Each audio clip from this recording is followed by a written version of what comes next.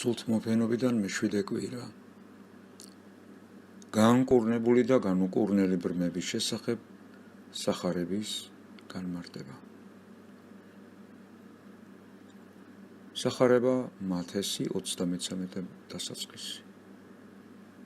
თავი მე-9 მუხლები 27-დან 35-ის ჩათვლით. ავტორი წმინდა ნიკოლოზ სერბი. ჩემი თარგმანი.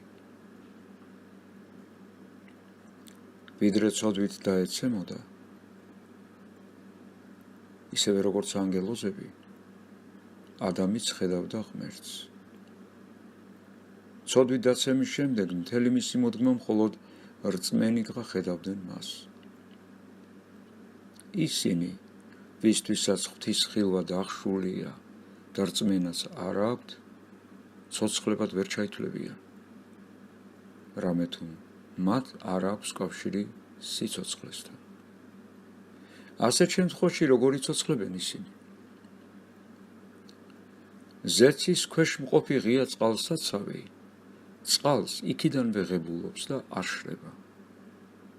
ზეცისთვის დახშული სხვა კი მიწის ქვეშეთიდან და მთის ნაკადულებიდან ივსება და არ შრება, მაგრამ მესამე ზეცას და მიწასაც მოწყვეტილი, ანუ არც ზეცით და არც მიწის ქვეშეთიდან რომ არ საზრდოობს, შეუძლებელია არ გაშრეს და არ ამოხმეს. თუ წყალსაცავს შეიძლება ეწოდოს ეს სახელი, თუ არ არის წყალი მასში, უფრო უპრიანი იქნებოდა შრალი უფსკრული. ვინც ღმერთს არ ატარებს თავისავში ასეთ ადამიანს, თუ შეიძლება ეწოდოს ადამიანი? არ. არამედ გამოფიტული სამარე. ისევე როგორც პირველ შემთხვევაში წყალია მთავარი წყალსაცავისთვის, ასევე ღმერთია ადამიანის მთავარი შინაარსი. წყლის გარეშე პირველი არ არის წყალსაცავი და არც ღვთის გარეშე შეიძლება ითვლება ადამიანი ადამიანად. მაგრამ ადამიანმა როგორ მიიღოს თავისავში ღმერთი, თუ კი ის ყოველ მხრივ დახშულია მისგან, ისევე როგორც დამშრალი წყალსაცავი წყლისთვის, როგორც ბნელი სამარე სინათლისთვის. ღმერთი არ არის ის ქვა, რომელსაც ერთხელ ესვრი ვინმეს და ის მასზე რჩება. სურს თუ არ სურს ადამიანს, ღმერთი იმაზე დახვეწილი და ძლიერი ძალაა, ვიდრე სინათლე და ჰაერი. ეს არის ძალა, რომელიც თვით ადამიანის ნებელობით, ღმრთის უსასრულო წყალობით ავსებს, ან სულ არ შეეხება მას. და საერთოდაც, ადამიანი 2 დღის განმავლობაშიც კი არ არის ღვთით სავსე თანაბრად. უწინარეს ყოვლისა, ეს დამოკიდებულია იმაზე, თუ რამდენად მისადგომია თავადის ღვთისათვის. თუ კი მისი სული მხოლოდ ღვთისთვის ფართოდ ღია იქნებოდა, და ეს იგივეს ნიშნავს, რაც სოფლისთვის დახშული, მაშინ ადამიანი კვლავ იმგვარად დატკბებოდა ღვთის ჭვრეტით, როგორც ერთ დროს ადამის სამოთხეში, მაგრამ რამდენადაც მის ამჟამინდელ ვითარებაში, კერძოდ კი ის, რომ მისი სული იმყოფება ხრწნად წარმავალ წუთის სოფელში, ამის მიღწევა ძალზე რთულია, მაშინ რჩება მხოლოდ ერთადერთი კარიბჭე, რწმენა, რომლის მეშვეობითაც შეძლებს ადამიანი ღვთის როგორც სიცოცხლის წყაროსთან ურთიერთობას. რწმენა პირველ რიგში ნიშნავს სინდისა და გონებაში დაკარგული თავდაპირველი ღვთის მჭვრეტელობის აღბეჭდილ მეხსიერებას. მეორედ კი ჭეშმარიტება და ჰქმად იმისა, რომ ღმერთმა მისი პირისპირ ხილვის ღირსათქმილ წმინდანებს და წინასწარმეტყველებს გამოუცხადა ჭეშმარიტება.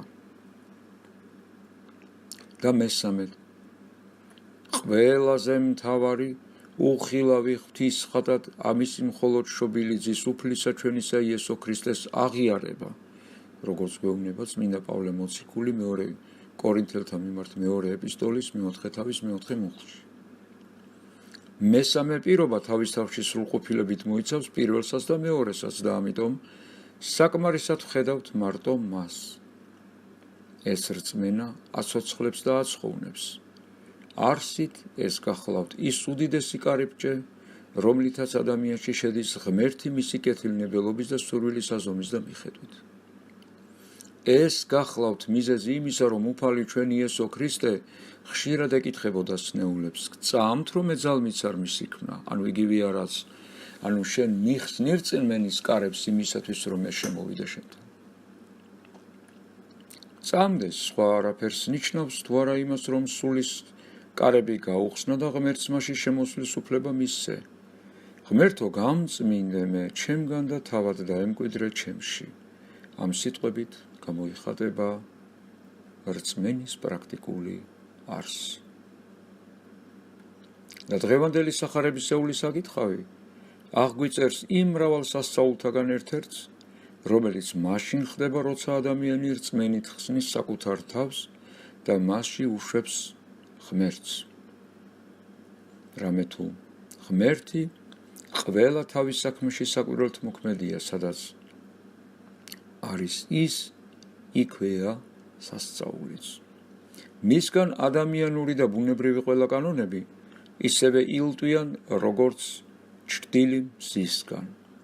და რჩება მხოლოდ მისი უტკბილესი, უსაკვირველესი და ყოვლად უბრძნესი ძალი, სიბრძნე და სიყვარული. ღადარინული წარმართული სიბნელის შემდეგ, სადაც ვერ იპოვა უფალმა ადამიანებში რწმენა, იმის მიუხედავად, რომ იქ ორი ეშმაკეული განკურნა, უცებ აქ ერთი მეორეს რამოდენიმე შემთხვევაც მოყვება. როცა ქრისტეს მიერ სიყვარულს უზარმაზარი ადამიანური რწმენაც ხვდება, ეს ის შემთხვევებია, როცა უფალი აკაკუნებს და ადამიანები საკუთარი სულის კარებს სიხარულით უღებენ და ისიც სასწაულებს ჩადის. ყოველთვის, სადაც ერთმანეთს სიყვარული და რწმენა ხვდებიან, იქ სასწაული იბადება.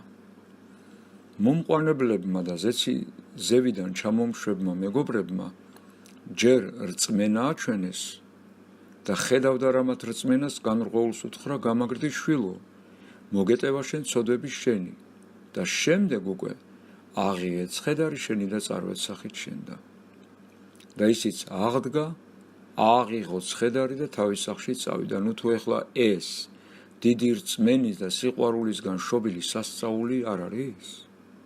შემდეგი 12 წლის განმავლობაში სისხლმდინარებით ტანჯული ქალი შეეხურა სამოსელის კალთაზე, თავისთვის ამბობდა, ოდნავადაც რომ შევეხო მის კიდესგან ვიკურნებიო. ეს უკვე რწმენაა. იესომ კი უთხრა მას, გამხნევდი ასულო, შენ მას სარწმუნოებამ გაცხოვნა შენ. აი ეს ჭეშმარიტი სიყვარულის სიტყვებია. და ქალი რომ მეყვრსეულად განიკურნა, ეს სიყვარულის და რწმენისგან შობილი სასწაულია. შემდეგ კი სინაგოგის მთავარი იაიროსი მივიდა ქრისტესთან, სწუხდა და ეუბნებოდა. ასული ჩემი კვდება, მაგრამ მოდი, დაადე მასზე შენი ხელი და ის იცოცხლებს. ხოლო დაადე მასზე შენი ხელი და ის იცოცხლებს, ეს რწმენაა, რომელშიც არ არის არც ეჭვი, არც მერყეობა. და უფალიც მოვიდა, მოკიდა ხელი და ასულიც ადგა. მოკიდა ხელი, ნუ თუ ეს არ არის მეგობარი და მკურნალის სიყვარული? და ადგა ასული, ნუ თუ ეს არ არის სიყვარულის და რწმენისგან შობილი სასწაული. ამ საკვირველი მაგალითების, ანუ ადამიანური რწმენის და საღვთო სიყვარულის შეხვედრის შემდეგ, აი კიდევ ერთი დღევანდელ სახარებაში ჩვენთვის გამჟღავნებული. როცა იესო მოდიოდა იქიდან, მას ორი ბრმა მოსდევდა და მოყვიროდა, შეგვიწყალენ ჩვენი იესო, ძეო დავითისო. საიდან მოდიოდა ჩვენი უფალი? სინაგოგის მთავრის იაიროსის სახლიდან, სადაც აღადგინა მკვდარი ასული. ბრმებს მოესმათ, რომ ის მოდის და ყვირილით და შეწყალების თხოვნაბედრებით გამოეკიდნენ მას. მსგავსადვე მოიქცა ბრმა ბარტიმეოსიც იერიქონში. ის მოწყალების თხოვნით გზის პირას იჯდა. ესმა რა, რომ ეს იესო ნაზარელია, იწყო ყვირილი და ამბობდა, იესო ძეო დავითისო, შემიწყალე მე. იხილეთ მარკოზის სახარების 1 თავის 46-47 მუხლები. ასევე ის ორნი ეს მათ რა საკუთარ წინამძღოლთაგან რომ ეს სასწაულთმოქმედი იესო მოდის დაივიწყეს მოწყალებაც და ამქვეყნათ ყველაფერი მაშინ მე ყვირილით გაეკიდნენ უკან აი ისინი ოდესღაც ღმთის ხილველი და მეგობრის აბრაამის ზენი არიან მაგრამ სამწუხაროდ ამ უბედურებს არათუ ღვთის არამედ მის ქმნილებათა ხილვაც არ ძალუძს მაგრამ ბრმები რატომ უწოდებენ ქრისტეს დავითის ძეს რამე თუ ამგვარად ხმობა უდიდეს პატივად ითვლებოდა იერუსალიმში მეფე დავითი ისრაელის ყველა მეფეთათვის სამაგალითოდ ითვლებოდა და ისევე როგორც ყოველ მართალს ეწოდებოდა აბრაამის ძე ასევე ყოველი დიდი ხელისუფალი დავითის ძედ იწოდებოდა ქრისტე კი იყო ხელისუფალი თუმცა არა იმ კაცობრიულ საზოგადოებაში არამედ ჭეშმარიტი ძალით და იმ ხელმწიფებით რომელიც როგორც სიოდანიავი ისე მობერავდა მისგან და ის კი რომ ისრაელელებს ჩვეულებად ჰქონდათ არა დავითის შტოსაგანთაც დავითის ძეებად ხმობისაც წმინდა წერილის მრავალი ადგილებიდან ვხედავთ მეოთხე მეფეთა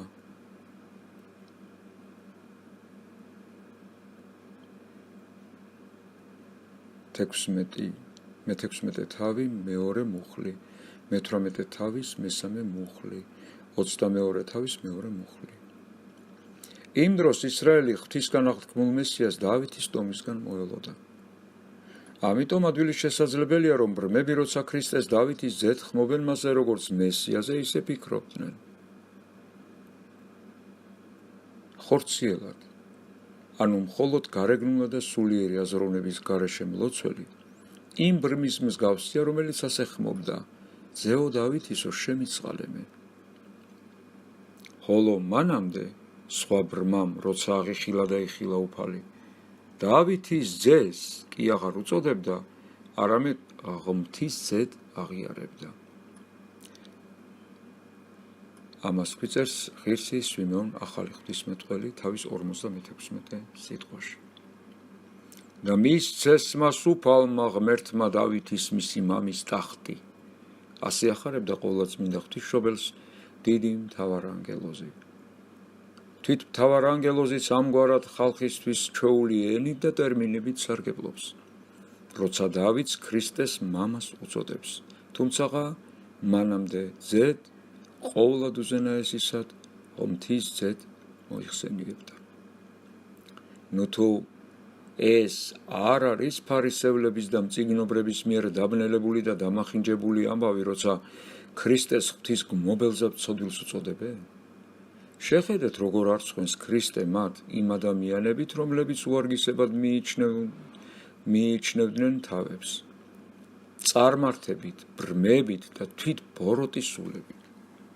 პატივმოყვარეობით დაბრმავებულები ქრისტეში მხოლოდ ღმთის გმობელზე ცოდვილს ხედავენ ასის თავ წარმართს კი სწამს მისი სნეულებაზე ხელმწიფება არაწმინდა სულები ღადარაში მას ღვთის ძეს უწოდებენ და აი ბოლოს ბრმები სულით ხედავენ მასში დავითის ძეს ამგვარად წარმართებმა იგრძნეს ქრისტეს თანამყოფობისას ღვთისმყოფნა ხოლო დაჩრუნგებულმა ფარისევლებმა და მწიგნობრებმა ვერ შეიგრძნეს დემონებმა ქრისტეში ღვთის ძე შეიცნეს და ცრუდ მბრძნობელმა ისრაელის ბელადებმა ვერ შეძლეს მისი ცნობა და აი ბრმებმა იხილეს ის რაც მათ ვერ იხილეს ვიდრე ბრმები ქრისტეს მისდევდნენ და მიყვიროდნენ არც მობრუნებულა ქრისტე და არც ყურადღება მიუქცევია რისთვის ჯერ ერთი იმისთვის რომ კიდევ უფრო მოსყურდეთ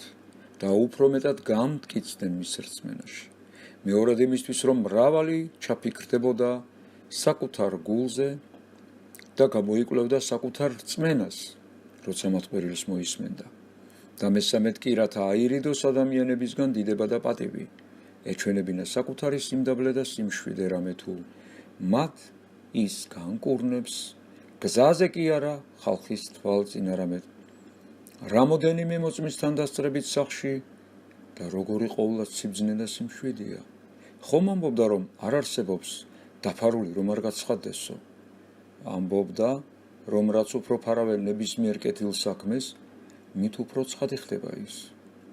ბრმები მივიდნენ მასთან და ეუბნება მათი ესო. გწამთ კი, რომ ეძალმიცა მის იქნა? ისინი ეუბნებიან მას, ჰე, უფალო.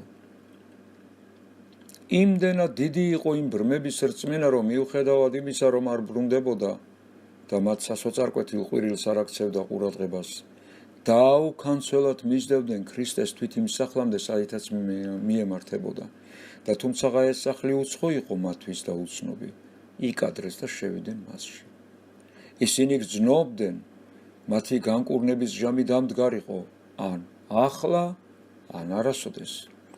მათ იცოდნენ, რომ მთელ სამყაროში ქრისტეს გარდა ვერანაირ ძეხორციელს ძალუძს მათთვის მხედველობის დაბრუნება. გწამთ კი, რომ ეს შემიძლია? ეკითხება მათ უფალი. რა საინტერესოა რა? საიდუმლოთა და გულთა მხილველი, რომელმაც იცის და ხედავს მათ რწმენას, ასე ეკითხება იმისთვის, რომ მათ განაცხადონ თავიანთი სარწმუნოება, არა იმდენად თავად მათთვის, რამდენადაც სხვა იმყოფისულებისთვის, რამე თუ ღიად სარწმუნოების აღიარება განამტკიცებს ორივეს, აღმსარებელსაც და მსმენელსაც. ჰე უფალო, პასუხობენ ბრმები, იმის სიხარულით, რომ ქრისტეს საერთოდ ყურადღებას აქცევს, მათში კიდევ უფრო აღენთო მის მიმართ რწმენა მისი ძლიერების. ჰე უფალო, ისინი მას მეტად აღარ უწოდებენ დავითის ძეს. ეს მათთვის არა საკმარისია და მთლად არაზუსტი, არამედ პირდაპირ უფლად ხმობენ. ამაში მდგომარეობს მათი სარწმუნოების აღსარება. ქრისტე არის უფალი, ღმერთკაცი და მაცხოვარი. და ეს საკმარისია, რამე თუ ყოველმან, რომელმან ხადოს სახელსა უფლისასაც ხომდეს, გვეუბნება პავლე მოციქული, რომელთა მიმართ მეათე თავის მე-13 მუხლში. აქ რწმენას აქვს ადგილი გულში და ენაზეც. და მის შესახვედრად უნდა გამოვიდეს სიყვარული და სასწაულიც დაიბადება. და ის სიყვარულიც, რომელიც რწმენასთან შეხვედრას არასოდეს დააყოვნებს. არასოდეს. მაშინ ის შეეხო მათ თვალებს და უთხრა, თქვენი რწმენის და მიხედვით მოგეგოთ თქვენ. და ეხილა თვალები მათ. თითქოს და ანთებული სანთელი მიუახლოვეს ჩამქრალს და ისიც აენთო. ყოვლადწმინდა უფალი არ უკადრისობდა არც არაწმინდა სხეულს და მით უმეტეს სულს, რამე თუ წმინდათათვის ყოველივე წმინდა არს. გვეუბნება პავლე მოციქული ტიტეს მიმართ პირველი თავის მე-15 მუხლში. მან უბრალოდ საკუთარი ყოვლადწმინდა ხელები გაიწვდინა და შეეხო ჩაბნელებულ ღრმულებს, დახშულ სარკმლებს, დაჩირქებულ ბრმა თვალებს და თვალები აუხილა, ფარდა გადაიხსნა, ნათელი შეიჭრა საპყრობილეში და ბრწყინვალებით გამშვენებულ პალატად გადააქცია. თქვენი რწმენის და მიხედვით მოგეგოთ თქვენ და თქვენი რწმენა არ გაწბილდება და მართლაც მათი სარწმუნოების და მიხედვით მიეგოთ. ой რა უმაღლესად აფასებს უფალი საკუთარ ქმნილებებს, თუმცა არსით ყველა ისინი ნაცარი და მტვერი არიან მის ფერხთა წინაშე. როცა რწმენას ითხოვს თავის შესაქმეში თანამონაწილეებად ხდის უფალი ადამიანებს და როგორც ეუბნება ყოვლად ბრძენი ოქროპირი ადამიანებს, შეეძლო მას ყველა სნეულის მხოლოდ ერთი სიტყვით განკურნება და შედეგი კი რა იქნებოდა? მაშინ ის სხვა უწყო ქმნილებებს გაუთანაბრებდა ადამიანებს, რომელთაც არც თავისუფალინება გააჩნიათ, არც ამნებელობის წარმოჩინების უფლება და საერთოდ არც უმაღლესი წინათ განსაზღვრულობა. ის ადამიანს მზის, მთვარის და ვარსკვლავების დონეზე დაიყვანდა, რომელთაც რადგანაც უბრძანეს უნდა ანათონ და ნაკადულებში და მდინარეებში წყლის დონემდე, რომელსაც არ შეუძლია არიდინოს, ასე არ ნაბრძანები და ქვის დონემდე, რომელსაც არ შეუძლია ადგილზე მოსვენება ან ვარდნა. როგორც უბრძანებენ, ისე იქნება. ადამიანი კი გონიერი და მეტყველი არსებაა და მას სჭირდება იმის ქმნა, არ ძალუც რაც პირუტყს, ესე იგი სრულიად ღმერთს მიანდოს საკუთარი თავი და დაიცვას საღვთო ცნებები.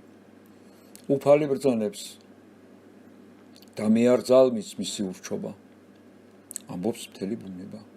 უფალი ბრძანებს, მე კი მჭირდება მისი მორჩილება, ამბობს ჭეშმარიტი ადამიანი. ადამიანი არჩევას უნდა აკეთებდეს არა ამ ორ სათნოებას შორის, არამედ კეთილსა და ბოროტს შორის. აირჩევს ის კეთილს, იქნება ღვთის მეგობარი და სასუფეველში ურყევიძე და უფრო ნეტარი იქნება ვიდრე მთელი ბუნება. აირჩევს უკეთურს, განგდებული იქნება ღვთის პირიდან და უარესი ექნება ვიდრე უტყუ ქმნილებებს. ასეთია შემოქმედი ცნება. რათა ადამიანი ამ ცხოვრებაში თავისუფალ არჩევანს აკეთებს კეთილსა და ბოროტს შორის, ამიტომაც ეკითხება უფალი ჩვენი მას რწმენის თაობაზე. ამიტომ მოუწოდებს მას თავისივე სახმნელ ყანაში თანამშრომლობისკენ.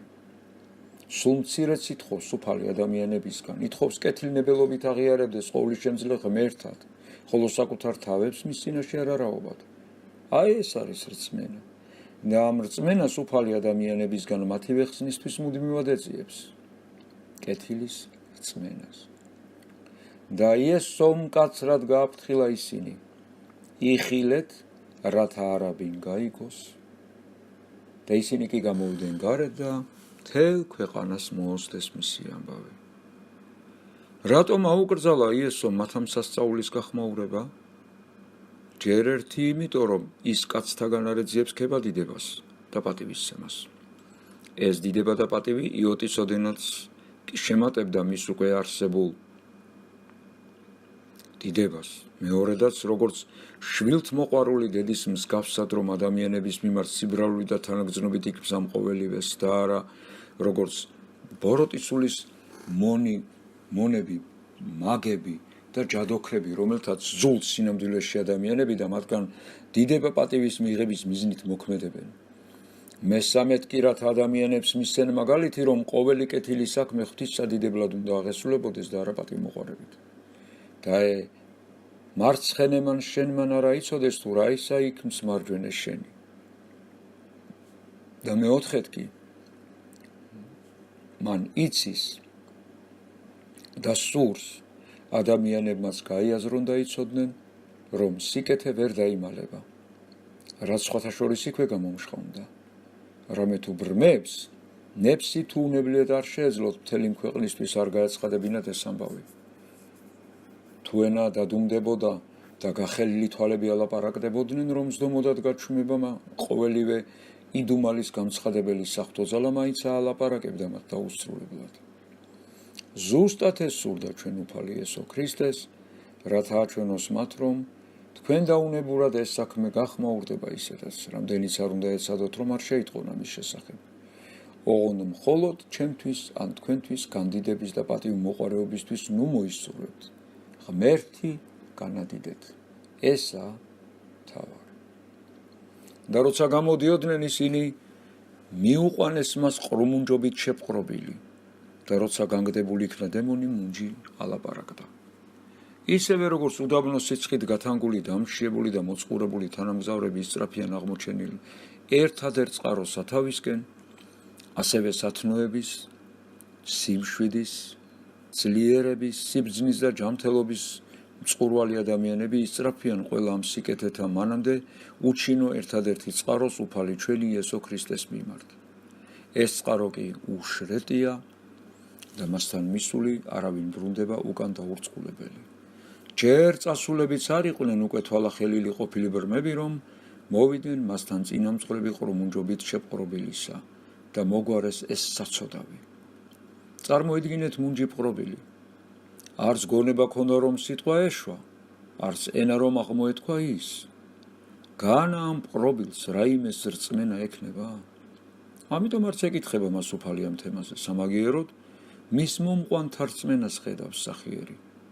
როგორც არ ჩანს მათთან ექნებოდა უფალს ბრმებთან მსგავსი საუბარი, მაგრამ მახარებელი ამ სიტყვათა კითხვა-პასუხთა იდენტურობისთვის აღარაფერს გვაუწყებს. ცხოვნების მეძიებელთათვის საკმარისია იმ სიტყვებითაც სწავლება, რაც ბრმებზე ითქვა. მათ კი ვინც მაცხოვრის და ცხოვნების გმობით უკან მოუხედავად მიექანება უფსკრულისკენ, მაცხოვრის მიწიერი ცხოვრების ჟამს მის მიერ თქმული და ქნული ყველა სიტყვა და საქმეც კი ვერ შეეწეოდა სამწუხაროდ. არადა სტენოგრაფიული საშუალებებით რამენაირად მაინც რომ აღეწერად ის ყოველივე როგორც მახარებელი განგვიმარტავს, თვით მთელი ეს სოფელიც ვერ დაიტევდა მემატიანე წიგნებს. თუმცა დაწერილიც საკმარისია რომ ვირწმუნოთ ღვთისძე და გქონდეს საუკუნო ცხოვრება. ჩვენი მახარებელი ამის შესახებ მხოლოდ ორი სიტყვით თითქოს გაკვრით მოიხსენიებს, მაგრამ აბა წარმოიდგინეთ, განდევნო დემონის შეპყრობილისგან, განკურნო ადამიანის იმუნჯისგან მიანიჭო მას მშვიდი და გონივრული მეტყველება. შემთხვევა განა მრავალ წიგნში აღწერილი საომარ-ქმედებათა უარესი არ არის? ბრძოლა თითოეულ შეუძლია. აი, დემონის განდევნა და მუნჯის ბაგეთა მეტყველება კი ღვთის გარდა არავის. მხოლოდ ამ ერთი სასწაულით შეიძლებოდა მრავალი წიგნის გავსება, მაგრამ მახარებელი ამ თემას მხოლოდ ორი სიტყვით ეხება. სხვა მრავალ მიზეზებთან ერთად კიდევ იმიტომ, რომ ყველა დროის უდიდესი სასწაულთმოქმედის მიერ აღსრულებულ მრავალ მსგავს სასწაულების ჩვენების და მისი აღსრულების სიოლის ჩვენების სურვილიც ჰქონდა მას. ნათქვამია, რომ უფალმა ჯერ დემონი განდევნა და მხოლოდ ამის შემდეგ ამეტყველდა მუნჯი. და ეს სასწაული აჩვენებს, რომ უფალი ყოველთვის დიდი ბოროტების ფესვებში და სიღრმეებში შეიჭრება ხოლმე. მუნჯში დაბუდებული იყო ბოროტისული, რომელმაც შეუკრა კიდეც საწყალს ენა. აუცილებელი იყო ბოროტისულის განდევნა და მისი ყველა საკრველებიც, რითაც მუნჯი ყავდა შეკრული თავისით გაქრებოდა. ამიტომ უფალი ჯერ დემონს განდევნის და შემდეგ აღავსებს ადამიანს გონით და სიტყვით. ეს მოვლენა მნიშვნელოვნად მოგვაგონებს იმ განრღვეულის განკურნებას, რომელსაც უფალმა ჯერ ეს უთხრა. მოგეტევა შენ ცოდვები შენი და მხოლოდ მაშინღა უთხრა, აღდეგ, აღიღე ცხედარი შენი, შემდეგ წადი შენ სახლში. ყველაზე ხშირად ქრისტე ჯერ სულიერ სნეულებებს, ხოლო შემდეგ კი ხორციელ წყლულებებს კურნებდა. ბაგეები რომ განეყო მისთვის და დემონი დაეტოვებინა, რა იქნებოდა? რისთვის ჭირდება ადამიანის მეტყველების უნარი, თუგი მისით ღმრთის და ადამიანების შეურაცხყოფელად დემონი ისაუბრებს? რას სარგებელია ადამიანის მცირე ბოროტების საკრველთაგან თავისუფლება, თუგი ის უდიდესის ტყვეობაში იმყოფება და განა თანდათან დემონი მას კვლავ არ დაადუმებდა? ოი უფალო, როგორი ყოვლად სიბრძნით და მიზან მიმართულად იქნება ყოველივე შენით. ჩვენ მხოლოდღა უნდა გვიკვირდეს შენი ამოუწურავი სიბრძნე და განვისწავლებოდეთ მის მიერ, ვიქმდეთ ყოველივეს საფუძვლიანად და სრულყოფილად. და ხალხიც განკვირვებულიც ამბობდა, ისრაელში მსგავსი არაფერი მომხდარა. ფარისევლები კი ამბობდნენ, სატანის ძალით დევნისო დემონებს. ერთნი ხარობენ, სხვები გმობენ. ერთ უხარიათ სიკეთე, მეორენი კი სასტიკდებიან და ქვავდებიან ამ სიკეთის საწინააღმდეგოდ.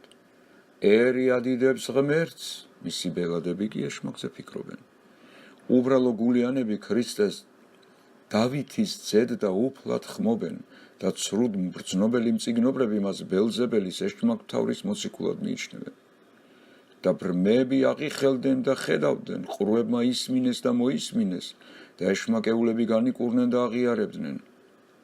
და მასოფლის მუნჯები მეტყველებდნენ და აღიარებდნენ და სოფლიური საზრუნავებით და აზროვნებით დამძიმებულები პატივმოყვარეობით და შურით გაქვავებულებმა კი ვერ შეძლეს ღვთის ძის, ვერც ხილვა, ვერც სმენა, ვერც შეცნობა, ვერც აღიარება, რამე თუ ამ სოფლის ბრძნობა სიცოფე არს წინაშე ღმრთისა. მსგავსი არაფერი გვინახავსო ისრაელში, განკვირვებული ამბობდა ხალხი. მართალია მოსეც და ელიაც და ელისე სხვადასხვა სასწაულებს იქმოდნენ, მაგრამ როგორ? საკუთარი რწმენის, ლოცვის და მარხვის თავის მხრივ მეშვეობით, საღმრთო მადლით.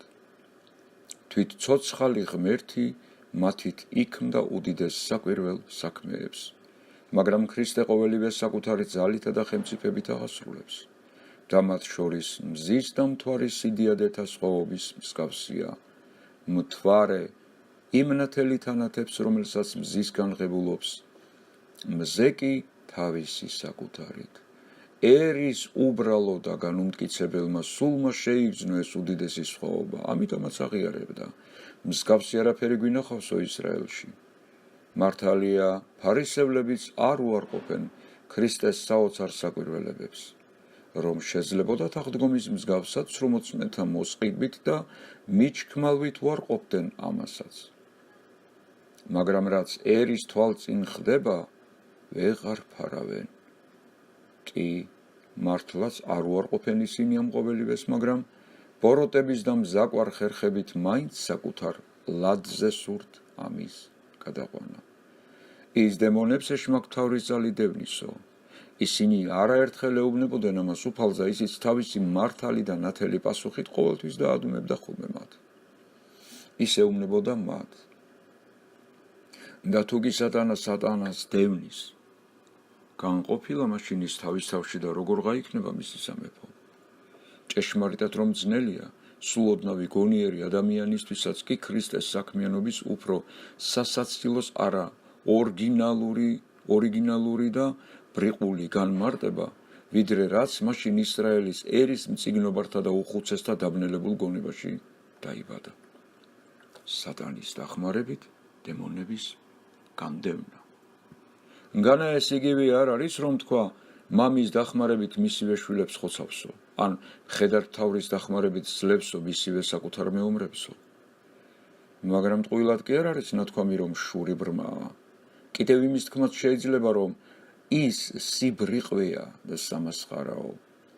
რამე თუ შური არა მხოლოდ აქვავებს გულს და აბრმავებს გონებას, არამედ ენასაც კი კრავს და მან აღარ იცის თუ რას ლაპარაკობს. ამიტომ არის, რომ ყოველივე რასაც კი მოშურნის ენა იტყვის, უგუნურება, სიბრიყვე და სასაცილოა. უფალი ჩვენი იესო ქრისტე ერის შურიან უხუცესთა უსუსურ გამბოროტებას არ აქცევდა ყურადღებას, არამედ ისწრაფოდა საკუთარი საქმის აღსრულებას, რათა დაეცვა და ეხსნა ყველა ისინი, ვინც მამაზე ციერმა ჩააბარა, რომ არც ერთი მათგანი წარწმედილიყო.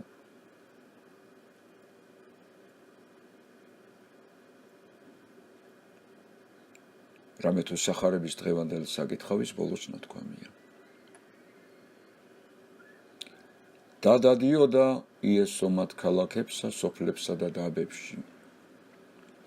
ასწავლიდა მათ სინაგოგებში, ქადაგებდა სასუფეველის სახარებას და განკურნებდა ყოველგვარ სენსა და უძლურებებს ადამიანებში. ქალაქი იქნებოდა თუ დასახლებული პუნქტი, მისთვის იქ მცხოვრებ ადამიანებს ჰქონდა მთავარი მნიშვნელობა.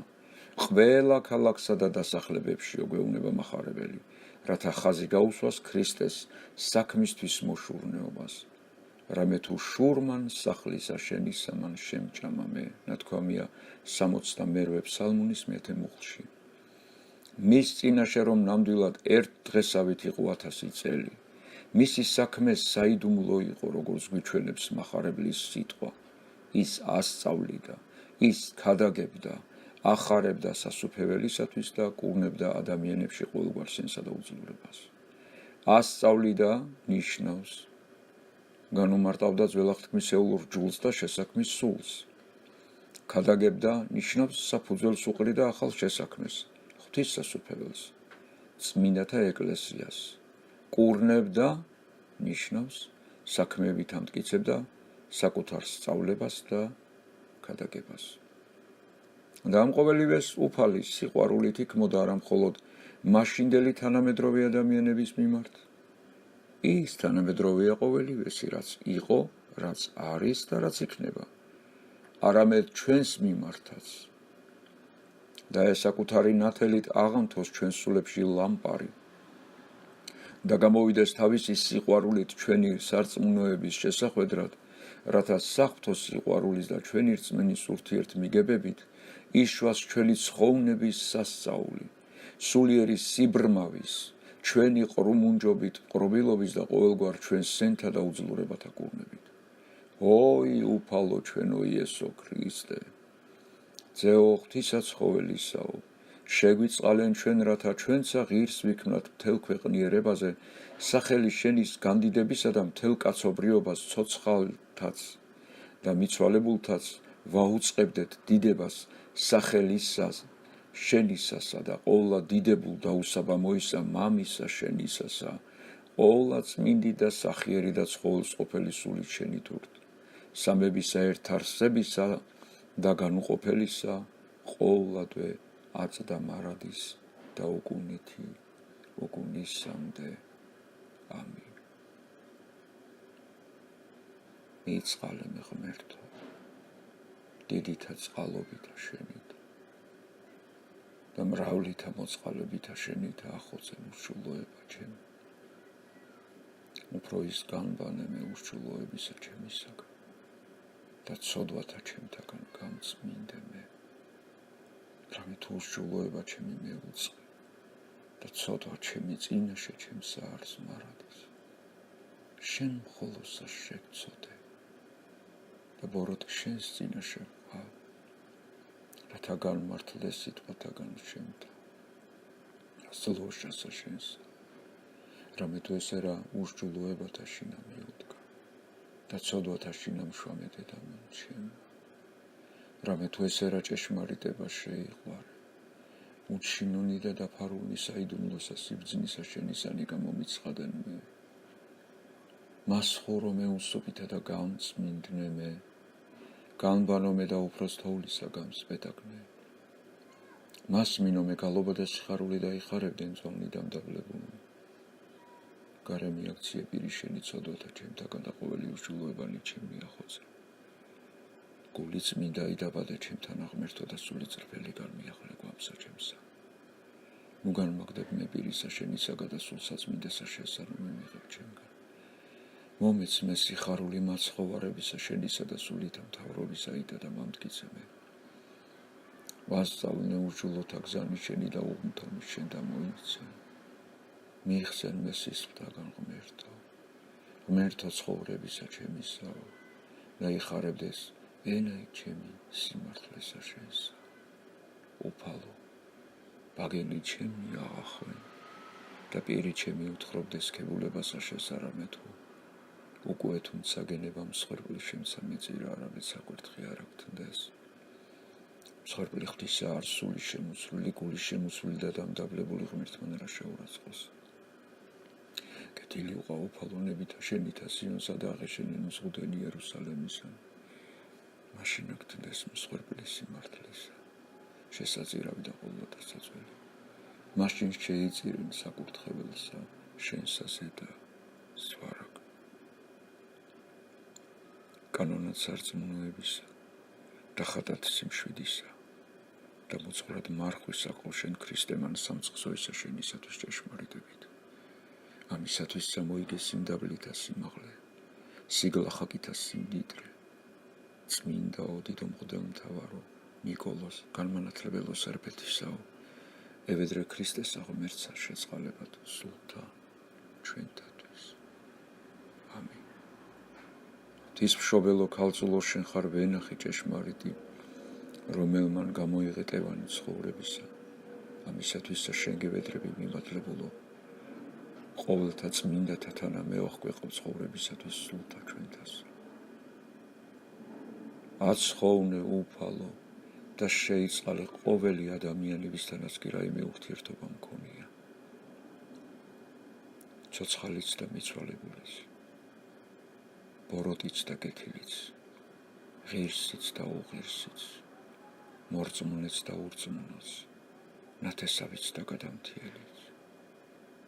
რამე თუ შენ ხარ მსაჯული მართალი, რომელი დაჭდე საყდარსა შენსა ზედა და მას ჟამსაშინა წარვდგეთ მეცა და ისიც, ქედთა ტრეკილნი, გალახაკნი, შიშველნი, არას მქონენი და წყალობისა შენისა მომლოდინენი.